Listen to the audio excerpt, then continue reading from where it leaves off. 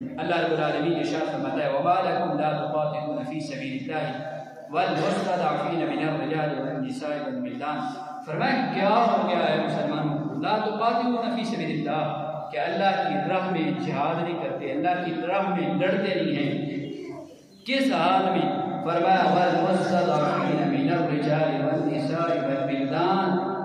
فرمایا اس حال میں مسلمان کیوں نہیں لڑتے، مسلمان جہاد کیوں نہیں کرتے، جنگ میں کیوں نہیں اترتے، جس وقت کمزور مسلمان والمستضعفین من الرجال، کمزور مسلمان کو چاہے مردوں سے ہو، والنساء چاہے وہ عورتوں سے ہو، والولدان چاہے بچوں سے ہو، وہ رب کی بارگاہ میں دعا کے لیے ہاتھ اٹھاتے ہیں تو ان کی زبانوں پہ یہ الفاظ ہوتے ہیں ربنا اخرجنا من هذه القرية الظالم اهلها۔ یہ وہ وقت ہے مسلمانوں پر کہ مسلمانوں کو برانگیختہ کیا جا رہا ہے۔ آیت کا اگر شان نزول خاص ہے، یہ اس وقت کے لیے اتری تھی جس وقت ابھی تک مکہ فتح نہیں ہوا تھا۔ اس وقت مسلمانوں پر جو مکہ شریف کے اندر مسلمان اسلام قبول کرتے، ان پر ظلم کے پہاڑ توڑے جاتے، ان کو تکلیفیں اذیتیں دی جاتی۔ رب کا قرآن آ گیا، رب کے قرآن نے اہل مدینہ کو باخبر کرتے ہوئے فرمایا وَمَا لَكُمْ لَا تُقَاتِلُونَ فِي سَبِيلِ اللَّهِ۔ کیا ہو گیا ہے مسلمانوں کو کہ وہ مسلمان اللہ کی راہ میں جہاد نہیں کرتے، جنگ نہیں کرتے، جہاد کے لیے نکلتے کیوں نہیں ہیں؟ اس حال میں کہ وَالْمُسْتَضْعَفِينَ مِنَ الرِّجَالِ وَالنِّسَاءِ وَالْوِلْدَانِ، کہ مسلمان مرد، عورتیں، بچے رب کی بارگاہ میں دعا کے لیے، التجا کے لیے ہاتھ اٹھاتے ہیں، عرض کرتے ہیں ربنا اخرجنا من هذه القرية الظالم اهلها۔ اے اللہ ہمیں اس بستی سے نکال، یہ بستی والے بڑے ظالم ہیں۔ واجعل لنا من لدنك وليا، اے میرے اللہ ہمارے لیے کوئی حمایتی، کوئی ولیہ، واجعل لنا من لدنك نصيرا، میرے اللہ ہمارے لیے کوئی حمایتی، کوئی مددگار نازل فرما جو ہماری مدد کرے۔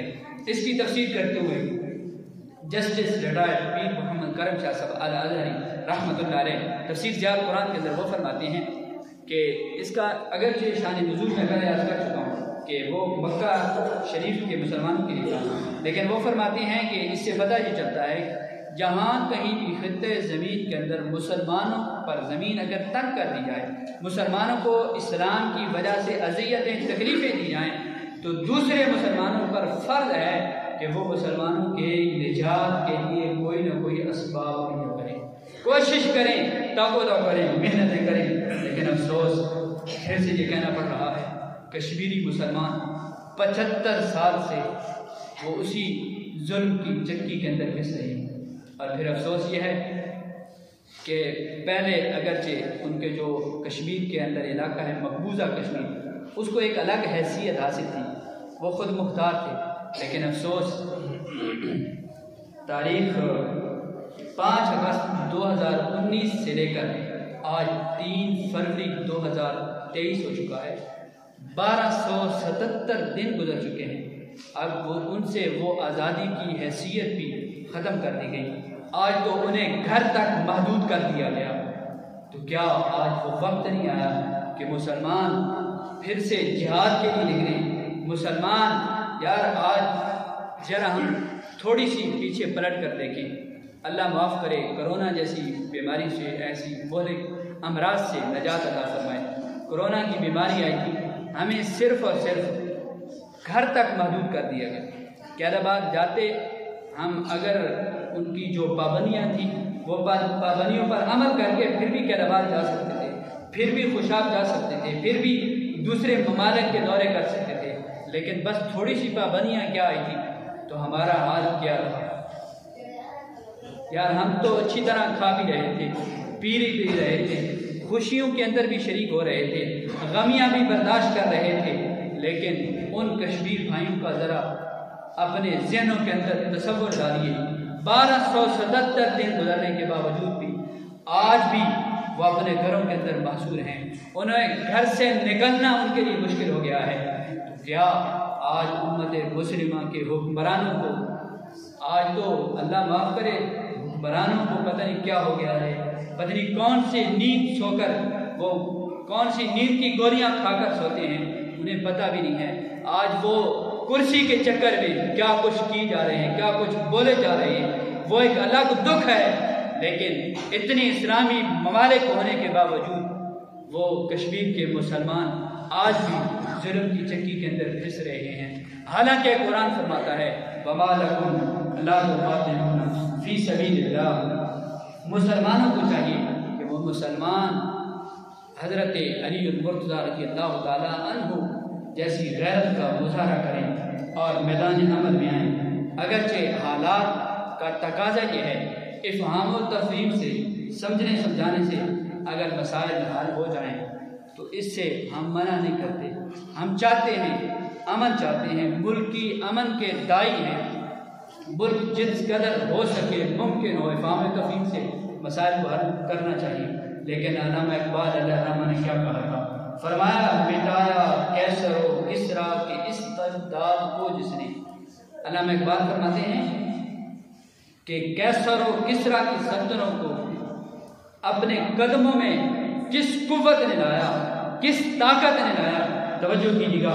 فرماتے ہیں وہ کیا تھا زور حیدر فقر بوزر صدق سلیمانی۔ آپ فرماتے ہیں کیسر و کسریٰ کو قدموں میں لانے کے لیے عسکری طاقت کی ضرورت نہیں ہے۔ آپ کیا فرماتے ہیں؟ زور حیدر حضرت علی المرتضیٰ رضی اللہ تعالیٰ عنہ جیسا زور ہونا ضروری ہے۔ اور فرماتے ہیں فقر بوزر حضرت ابو ذر غفاری رضی اللہ تعالیٰ عنہ جیسا فقر ضرورت ہے۔ اور صدق سلیمانی، صدق سلمانی حضرت سلمان فارسی رضی اللہ تعالیٰ عنہ جیسی سچائی کی ضرورت ہے۔ اگر آج پھر امت مسلمہ کے اندر وہ غیرت، وہ جذبہ ایمانی آ جائے تو پھر سے مسلمان حکمرانی کر سکتے ہیں، پھر حکمران بادشاہتوں کو پر اسی طرح قادر ہو سکتے ہیں۔ علامہ اقبال آج 5 فروری کو اظہار یکجہتی کشمیر کر کے ہم اپنی جان چھڑا دیتے ہیں، حالانکہ اظہار یکجہتی کا جو معنی ہے اگر آپ اس پر توجہ کریں تو اس کا معنی یہ بنتا ہے ہم اے کشمیریوں، اے کشمیر کے مسلمانوں، ہم آپ کے ساتھ اظہار یکجہتی کے لیے کھڑے ہوئے ہیں، ہم یہ ظاہر کر رہے ہیں کہ ہماری خوشی بھی آپ کے ساتھ ہے، ہمارا غم بھی آپ کے ساتھ ہے۔ 1277 دن گزرنے کے بعد کیا کسی مسلمان کے اور پھر مسلم حکمرانوں کے آنکھوں کے اندر آنسو بھی کبھی چھلکے؟ کبھی ان کو یہ بھی ان کا بیان آپ نے اخبار کے اندر، پرنٹ کے اندر، الیکٹرانک سوشل میڈیا پر دیکھا ہو کہ کسی حکمران نے کہا ہو آج اتنے دن گزر گئے کشمیریوں کو محسوس کر دیا گیا، مجھے نیند نہیں آتی؟ نہیں، کبھی نہیں کہیں گے، ان کے بیان یاد نہیں ہوں گے۔ ہماری کرسیاں چلی گئی، ہمارے جائیدادیں چلی گئی، ہمارے پلاٹوں پر قبضے کر دیے گئے، ہماری کوٹھیاں ضبط کر دی گئی، اس پر تو انہیں کے افسوس کے بیانات کیا جاتے ہیں، لیکن مسلمانوں کا کوئی پرسان حال نہیں ہے۔ امت مسلمہ کو ایک ضرورت ہے غیرت ایمانی کا مظاہرہ کرے۔ اللہ رب العالمین ہمیں غیرت مند حکمران نصیب کرے جو مسلمانوں کی داد رسی کے لیے آواز اٹھائے، جو مسلمانوں کے لیے کام کرے۔ اللہ مجھے بھی آپ کو بھی زندگی عطا فرمائے۔